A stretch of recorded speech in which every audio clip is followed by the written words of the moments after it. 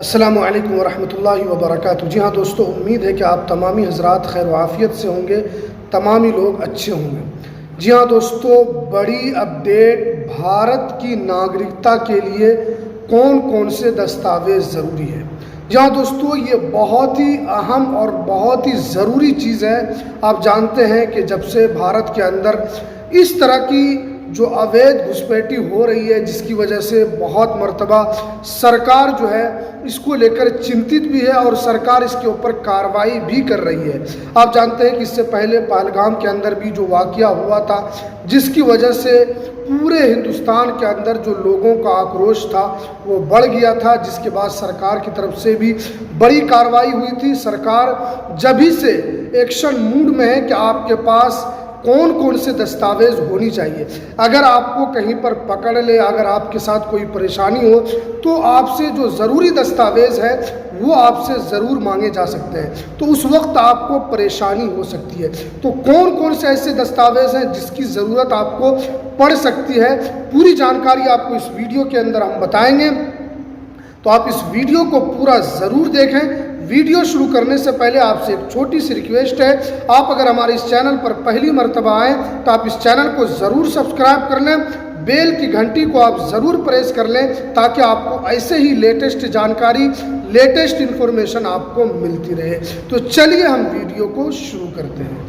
जी हाँ दोस्तों, आप जानते हैं कि इसको लेकर काफ़ी बड़ी जो अपडेट निकल कर आ रही है वो ये है। आप जानते हैं कि पूरे भारत के अंदर, चाहे वो 2 साल का बच्चा हो, 3 साल का, 4 साल का, चाहे वो 40 साल का हो, 50 साल का हो, 60 साल का हो, यानी 2 या 3 साल के बाद जितने भी लोग पूरे भारत के अंदर रहते हैं, सब के पास आधार कार्ड होता है। आप जानते हैं कि सिर्फ आपका आधार कार्ड से आपकी नागरिकता साबित नहीं होगी।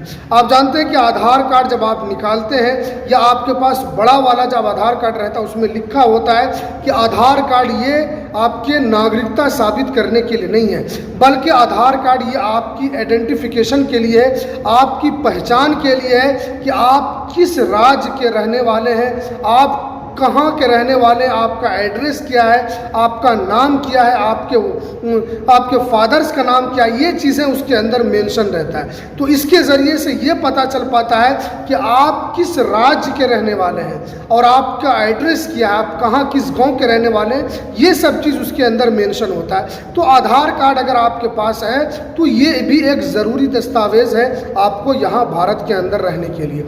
दूसरा जो अपडेट है, आपके पास राशन कार्ड भी होगा। देखिए, राशन कार्ड से भी आपकी नागरिकता साबित नहीं होगी। जानते हैं कि राशन कार्ड जो है ये हर गरीब परिवार के पास होता है। पूरे भारत के अंदर करीब करीब 70 से 75% के पास भारत के अंदर राशन कार्ड है। जो गरीबी रेखा के अंदर आते हैं, सरकार उनको राशन कार्ड भी देती है। राशन कार्ड भी कई तरीके का होता है। आप जानते हैं, पीला वाला भी होता है, और उसके अलावा सबसे निचले तबका का भी होता है, और उसके बाद उससे भी नीचे तबके का होता है। तो राशन कार्ड के ज़रिए जो सरकार की तरफ से इसके अंदर बेनिफिट दिया जाता है, उसके अंदर गेहूं दिया जाता है, चावल दिया जाता है, दूसरे राज्य के अंदर और इससे चीनी, नमक वगैरह भी दी जाती है।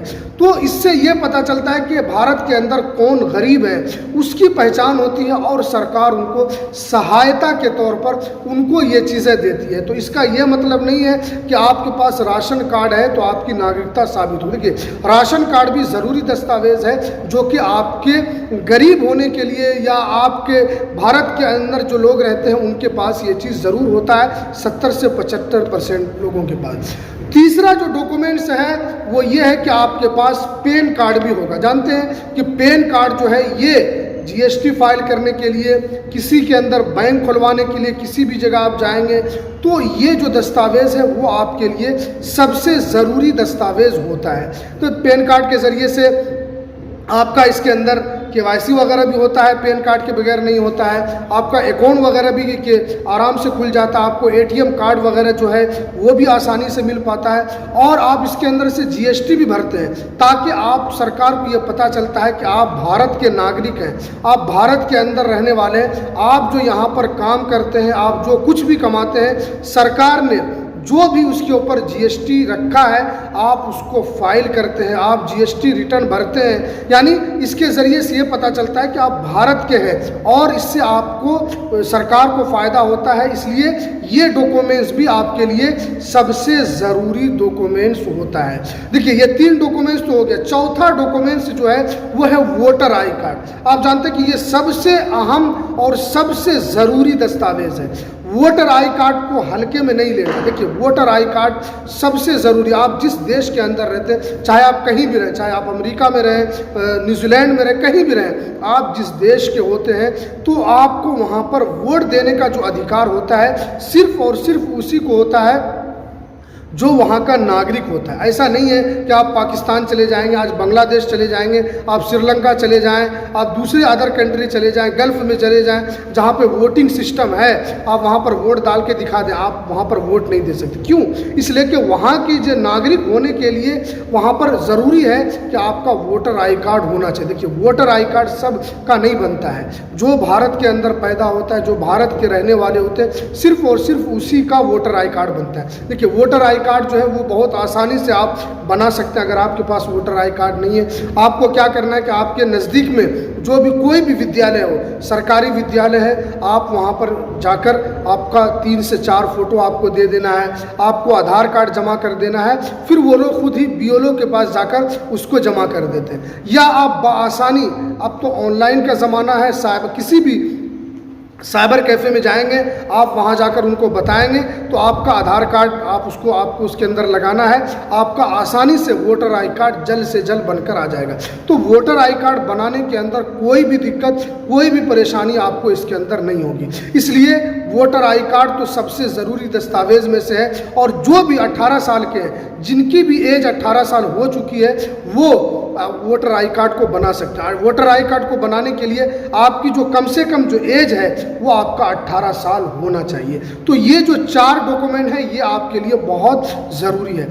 5वां जो डॉक्यूमेंट्स है वो उससे भी ज़्यादा ज़रूरी है, आपका जन्म प्रमाण पत्र, जिसे आप कहते हैं जन्म प्रमाण पत्र, आप जिसे कह सकते हैं, आपका बर्थ सर्टिफिकेट भी आप उसे कह सकते हैं। देखिए बर्थ सर्टिफिकेट ये भी बहुत ज़रूरी दस्तावेज़ में से। आप जानते हैं कि बर्थ सर्टिफिकेट आप जहाँ पर पैदा होते हैं, आप चाहे वो भारत के अंदर कोई भी हो, चाहे वो 5 साल का बच्चा हो, 60 साल का बच्चा, 60 साल का आदमी हो या 70 साल का, सबको इसके अंदर बर्थ सर्टिफिकेट आपको बनाना ज़रूरी है। देखिए 2026 अप्रैल तक सबके लिए बर्थ सर्टिफिकेट बनाना ज़रूरी कर दिया गया। हो सकता है उसके बाद आपका बर्थ सर्टिफिकेट ना बने, इसीलिए चाहे वो किसी भी एज के हो, आसानी से आप बर्थ सर्टिफिकेट बना सकते हैं। आपको साइबर कैफ़े में जाना है, वहाँ पर आपको बताना है कि हमको बर्थ सर्टिफिकेट बनाना है, डॉक्यूमेंट्स आप जमा करेंगे, आपका आसानी से बन सकता है। देखिए इसके अंदर फर्जी भी होता है, तो आपको देख कर बनाना। बहुत सारे आप साइबर कैफ़े वाले को देते हैं,